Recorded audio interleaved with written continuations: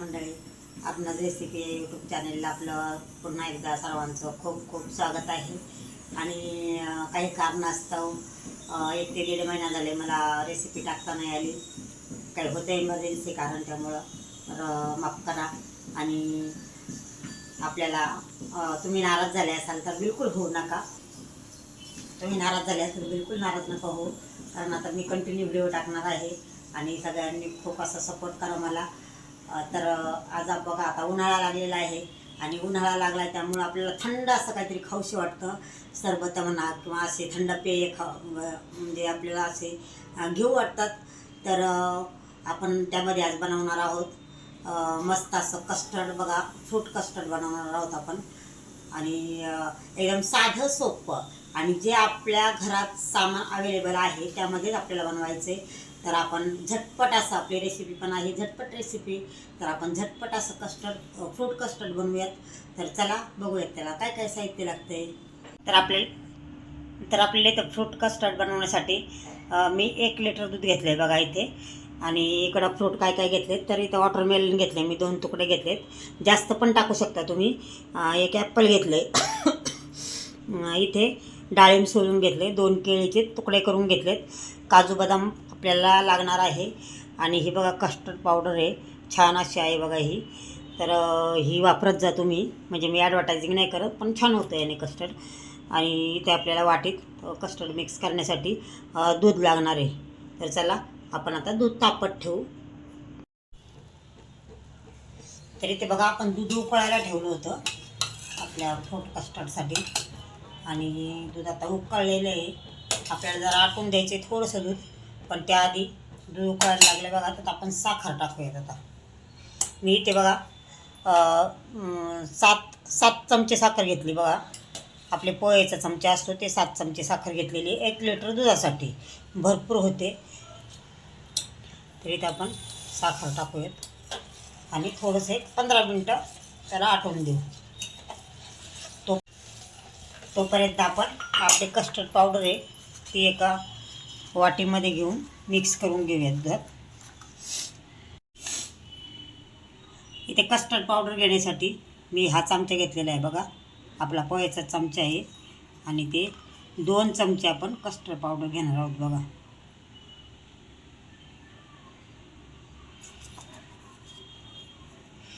तर मी असे फुल चमचे घेतलेत बघा. आणि हे आपण मिक्स करून घेऊ आता दुधामध्ये.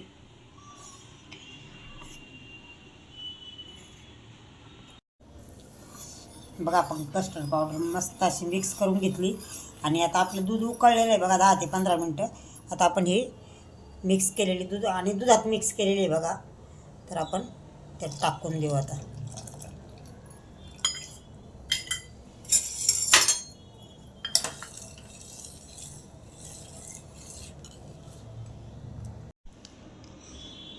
तरी ते बघा आपलं कस्टर्ड झालेलं आहे.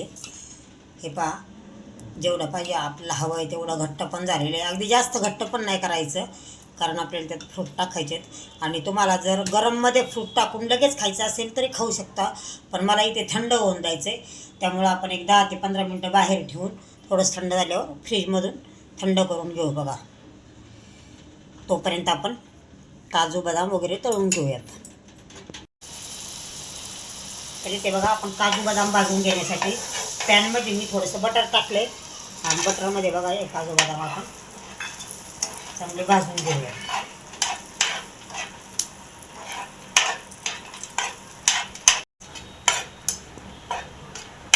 इथे बघा लालसर रंगावर आपण आपलं काजू बदाम भाजून घेतले. आपण त्याला आता प्लेटमध्ये काढून घेऊ.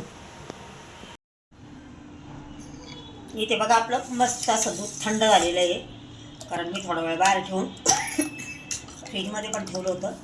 आता तुम्हाला फ्रूट टाकायचे आहेत, तुम्हाला तर वाटीत घेऊन त्यामध्ये टाकून खायचे असले तरी पण टाकू शकता, पण मला सगळं त्यामध्ये मिक्स करायचं आहे बघा. बघा, इथं आपण प्रथम केळी टाकूयात. हे डाळिंबाचे दाणे. तर इथं कलिंगड टाकले आपण. आणि त्यानंतर आता ॲपल टाकूयात. आणि सगळ्यात शेवटी बघा इथे मी ड्रायफ्रूट आपण मस्त तळून घेतले. तळून घेते म्हणल्यापेक्षा बटरवर भाजून घेतलेत मी. आणि इथे बघा मस्त आपलं फ्रूट कस्टर्ड रेडी झालेलं आहे. तर बघा मी तुम्हाला जरा पिऊन दाखवते थोडंसं. तरी ते बघा आपलं मस्त असं फ्रूट कस्टर्ड तयार झालेलं आहे. आणि बघा आपण आता थोडंसं खाऊन बघूयात.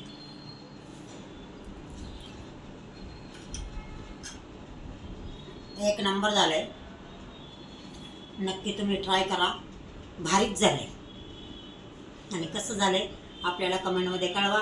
चॅनेलवर नवीन असाल तर लाईक शेअर सबस्क्राईब करायला अजिबात विसरू नका. धन्यवाद.